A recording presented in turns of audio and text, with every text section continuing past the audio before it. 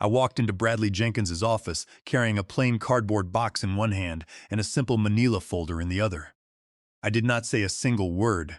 I simply dropped the box near the visitor's chair, set the folder on his polished mahogany desk, and looked him straight in the eye. I had spent 14 years of loyalty designing the back-end architectures that made Apex Logistics Systems the powerhouse it was today. I was the silent architect behind every single one of our major software rollouts, person who kept the engines running when everything else threatened to collapse. And now, I was done. Bradley, the chief technology officer, leaned back in his expensive leather chair, grinning as if I had just handed him a birthday card. He flipped open the folder, scanned the first page, and actually laughed. He looked at me with that familiar patronizing smirk. He told me to have good luck finding another job at my age in this field. He pointed out that I was 54, Daniel, and that this industry chews up guys like me after 45. He asked if I really wanted to start over now. That smug executive, he had been doing this for years, taking credit for my late-night engineering work and parading it around at national conferences as if he had built the algorithms himself. Every time he stood in front of a crowd of investors with a laser pointer, it was my code running in the background, my models, and my mathematical logic. I stayed completely calm. I just nodded once, then spoke for the first time. I told him that I had copy files of everything, every system I built, every model I ran, every test I documented, all backed up, all clean, and I had records showing he never touched a single line of the code base. His smile dropped half an inch. He asked me to excuse him, but I kept my voice steady. I told him he had been standing on my shoulders for 14 years, and I had a full log of emails, Git commits, and internal memos. I told him he was just a suit with a loud voice and nothing more. He pushed the folder aside like it had started burning his fingers. He called my bluff.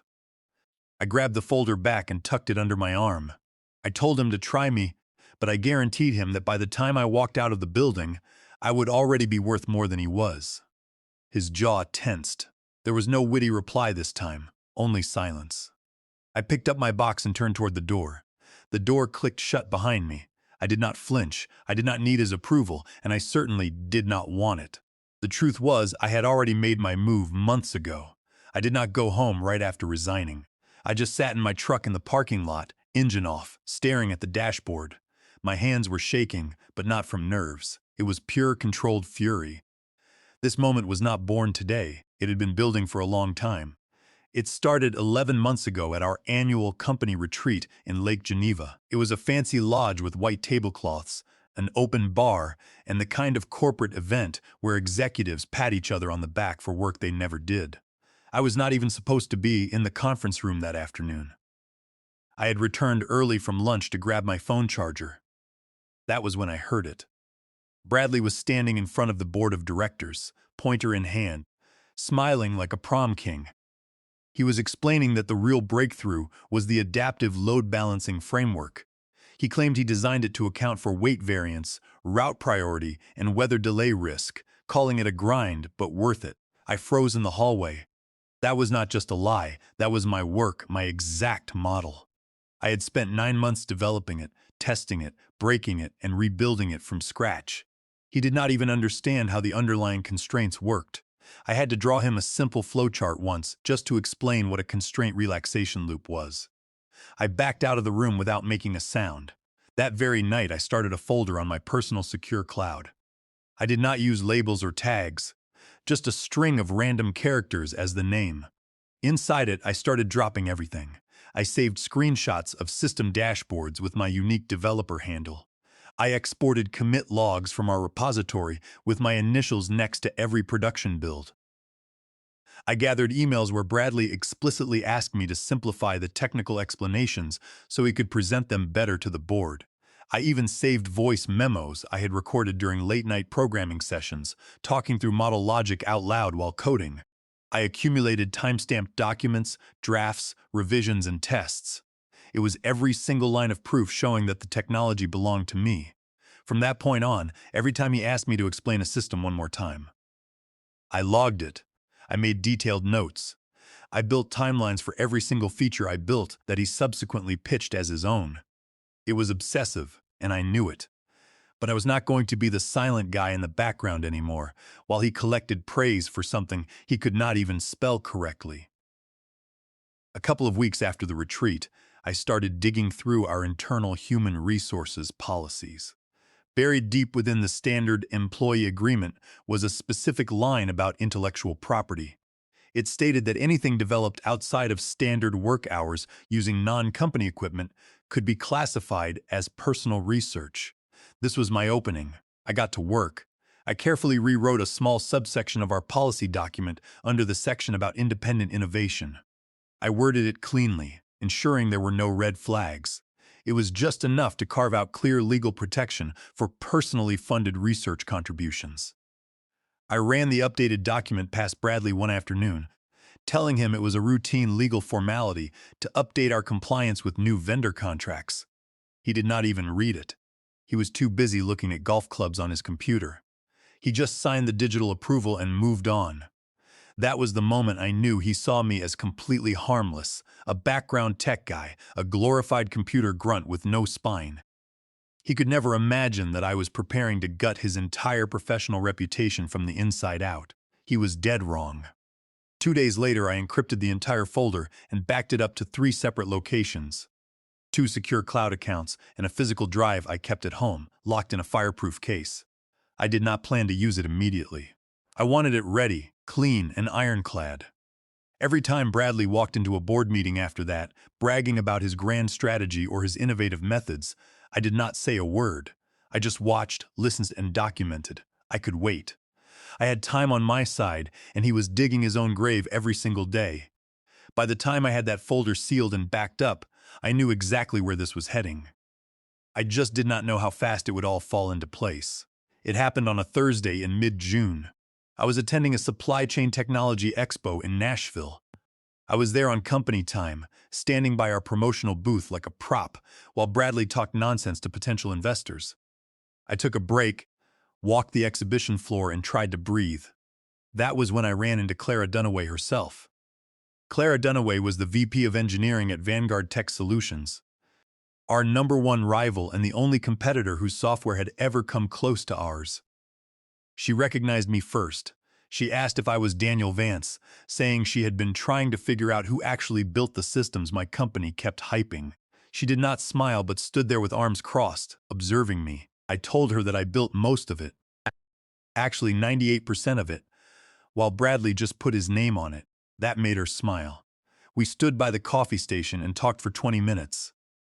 It was real engineering talk, with no corporate fluff or meaningless buzzwords. I mentioned a few feature quirks in our routing model that only the actual architect would know. She did not ask for files or proof because she did not need any. She knew the technology. A week later, she sent me an email. She said she was traveling near Milwaukee the next day and asked if I wanted to grab coffee. We met at a quiet diner off the interstate. There were no suits or laptops, just 2 people who spoke the same technical language. I did not show her any proprietary code, and I did not leak any client data, but I gave her enough design logic, infrastructure patterns, and key problem-solving approaches that she knew I was the real deal. By the end of the meeting, she looked me in the eye and told me that if I ever wanted to build something that actually mattered, I should come talk to her about the opportunity. I did not take the offer lightly. That night, I pulled out my legal documents and reread every line. There was no active non-compete clause, and the intellectual property clause was useless against me, especially with the new language I had snuck into the policy document. I met with an independent employment lawyer 3 days later, just to be absolutely sure. She went through every document word by word and gave me a clear green light. So, I started preparing. I moved my backups completely offline, cleaned up all file metadata, and logged every single file with precise timestamps. I wrote detailed development notes for each core model, specifying what I had built during office hours versus what I had developed during my own time, using my personal computer. I even gathered screenshots of Slack messages where Bradley asked me for presentation notes 5 minutes before going live. 2 months after our coffee meeting, Clara called me again. She offered me the role of Chief Technology Officer at Vanguard Tech Solutions. She promised I would have full freedom to build, my own dedicated engineering team, and real equity ownership. It did not take me long to say yes. I did not announce my acceptance immediately. I played it cool, kept showing up at my desks, and did my job. I even helped Bradley prepare for a major industry webinar. Meanwhile, I worked nights and weekends lining everything up, finalizing my contract and coordinating onboarding details with Vanguard's legal counsel. Then came the day. I walked into Bradley's office, dropped the resignation letter, and told him exactly where I was going. He stared at me, his eyes wide with shock. He stammered that I could not join Vanguard, claiming I must be under some kind of non-disclosure agreement or non-compete clause. I shook my head and told him to check his records. I reminded him that I had never signed either. He had once said he did not want to scare off talent with unnecessary paperwork. He stared at me, blinking in silence. I told him that I was never his talent, but rather his safety net, and then I left. I did not celebrate. I did not pop champagne. I drove straight to Vanguard's office, picked up my new badge, and walked into a workplace with real leadership. My new team was already waiting for me, 14 talented engineers, 2 data scientists, a project lead, and a designer who actually listened to engineering constraints. I was no longer just coding to survive. I was building something scalable. They were amazed when I immediately rolled up my sleeves and began debugging alongside them. Meanwhile, Bradley was still living in his fantasy world. The day after I left, he posted a photo of himself on social media with a caption about how strong companies evolve when people come and go. 5 days later, he was sharing articles about resilience, quoting famous tech founders as if he were auditioning for a public speech. It was pathetic. By the second week, however, the cracks began to show. First, it was minor issues, typos in the system logs, small delays in routing adjustments, and one major shipping hub reporting that cargo was being diverted the long way for no apparent reason. Then came the public questions. I saw comments popping up under his professional posts from industry peers. They asked how his team handled resource throttling across regions and what his strategy was for real-time routing failures. They asked if the adaptive model was rule-based or generative. Bradley did not respond to a single question. He simply ignored them and kept posting vague motivational quotes about vision. By the third week, the silence from his end was deafening. An engineer who still worked there messaged me privately. He explained that their senior developer had resigned 2 days after I did, and another team member was trying to reverse engineer my main dispatcher module, but could not even find where to start. This critical dispatcher module handled real-time data streams to optimize routes for thousands of delivery trucks simultaneously. Without my specific guidance, the system simply could not handle sudden traffic spikes or weather changes during peak hours, causing trucks to be routed hundreds of miles out of their way. The engineer asked if I had left any documentation behind. I had not. Not because I wanted to be petty, but because Bradley had never asked for it. He assumed he could simply replace me with another developer and let the system run itself. It did not work that way.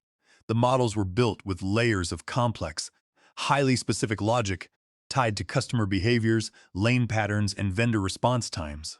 You could not understand it unless you had written the code yourself. By the 4th week, the clients began to notice. A major Fortune 100 customer sent a formal complaint regarding performance downgrades, missed delivery windows, and failed automatic adjustments. They were absolutely furious and threatened to cancel their contract.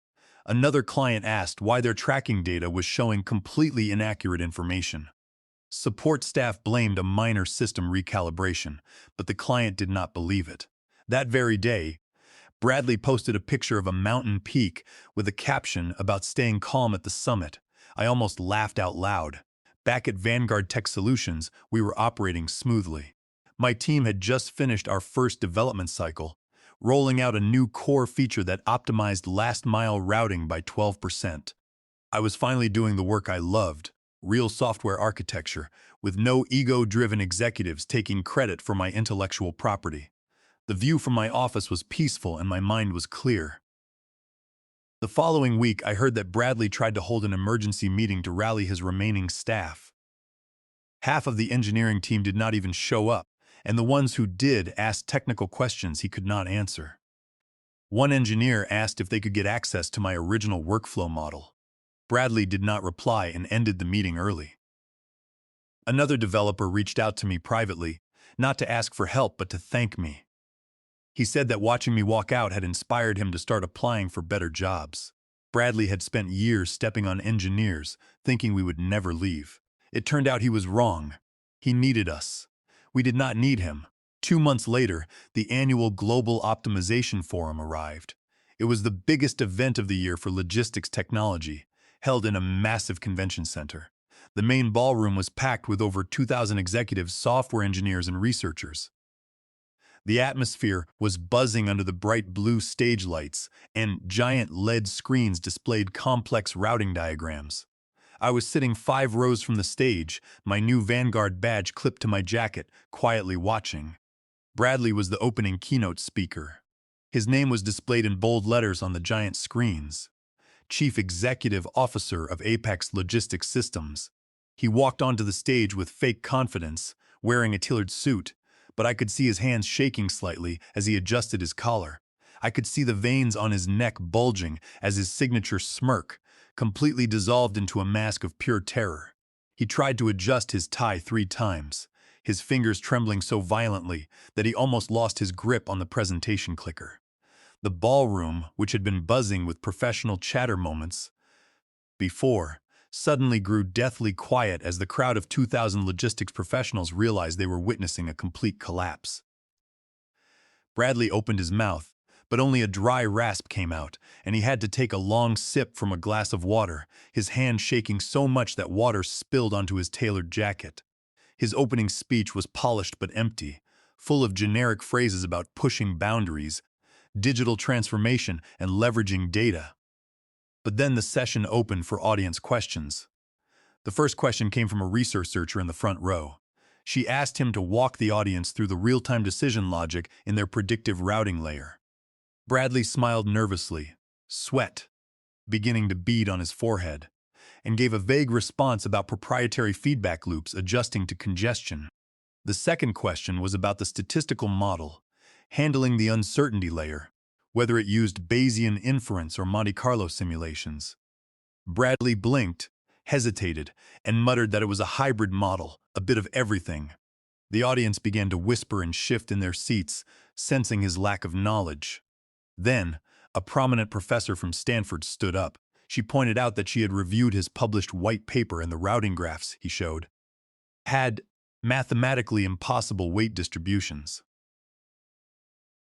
She explained that the distribution nodes operated independently without state synchronization, meaning the load balance would never converge to a stable Nash equilibrium. Instead, the data would loop infinitely and crash the system. Bradley chuckled weakly and said that impossible was a matter of perspective. The murmurs grew louder. People were openly saying he was dodging the questions and that he was completely out of his depth. That was when Clara Dunaway stood up from the middle of the auditorium. Her voice was calm but clear, cutting through the murmuring room like a knife. She stated that she believed Vanguard's CTO could explain the models Bradley was referencing. She pointed toward me, and the spotlight immediately shifted to my row. Bradley looked as if he had seen a ghost, his face draining of color. I stood up slowly, buttoned my jacket, and walked to the stage. I did not look at Bradley. I took the microphone and addressed the crowd. I explained that the models in question used a reinforcement learning core wrapped in a Markov decision process. I explained that the weight distributions converged when factoring in temporal variance and route history, assuming the system was built to learn from both. The room was dead silent, followed by nods of agreement from the engineers. I kept going, explaining that the optimization layer was divided into 3 distinct paths: reactive, predictive, and adaptive. I explained that most systems failed because they mixed those categories without clear boundaries. I pointed out that our new system at Vanguard handled each path separately to prevent the exact performance failures Apex was currently experiencing. I explained how we updated reward matrices in real time based on driver feedback while using threshold gating to isolate local errors.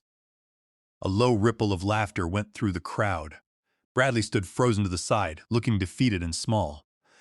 I finished my explanation cleanly, making it obvious who had built the technology and who had simply put their name on it. The moderator thanked me, and the audience erupted into applause. I handed the microphone back and walked off the stage. Bradley did not say a word. In front of 2,000 industry professionals, his reputation was gone. The moment I stepped backstage, reporters and industry bloggers surrounded me, asking why the CEO of Apex had been presenting my work for years. I simply told them they would have to ask him. Bradley tried to slip out through a side exit, but a reporter caught him on camera, asking if it was true that he had taken credit for my work. He stammered that it was a collaborative team effort, but the damage was done. The online backlash was immediate. Within hours, industry blogs were publishing articles exposing the situation. 2 hours after the presentation, Vanguard's media team issued a formal press release. It provided clear proof, including patent filings and public records, showing that I was the original developer of the core frameworks used by Apex. The media picked up the story immediately. Tech outlets ran headlines about the silent developer finally speaking out. Bradley tried to remain silent, but his investors began demanding answers. They wanted to know why their technology was failing and why their engineering team was leaving. Bradley had no answers to offer. By Friday evening, Apex released a brief statement. Bradley was stepping down as CEO, effective immediately. There was no public thank you or acknowledgement of his service. It was a quiet termination. My phone was filled with messages from former colleagues congratulating me. I did not celebrate publicly. I simply forwarded the news to my engineering team with a brief note stating that the truth wins, then closed my laptop. The following Monday, the legal battles began. Apex's board attempted to challenge the patents, claiming they were corporate property. I was prepared for this. Our lawyers presented the airtight logs of my development work, including timestamps of code, written on my personal equipment during my off hours. Most importantly, we presented the modified HR policy document bearing Bradley's digital signature, which explicitly protected independent innovation. The document clearly showed that Bradley had approved the amendment, allowing employees to retain intellectual property rights for independent research conducted outside of normal working hours and without company resources. The digital logs were immutable, showing that the approval was granted without any coercion or administrative errors. Apex's legal team realized they had no case. They chose to settle, agreeing to pay a seven-figure sum wired in direct installments over 8 months. The total settlement amount was $2,500,000, which was wired to my escrow account. I was officially recognized as the sole inventor of all 8 disputed technologies, my name printed clearly next to each patent. Apex's business began to collapse rapidly.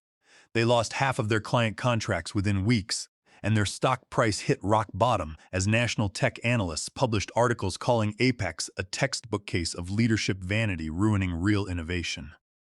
During this period of decay, Vanguard Tech Solutions quietly stepped in.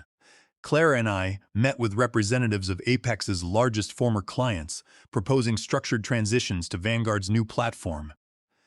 We assured them that the genius behind the systems they previously loved was now directing Vanguard's technical strategy. Within 3 weeks, we successfully onboarded 4 major clients, expanding our processing capacity by 30%.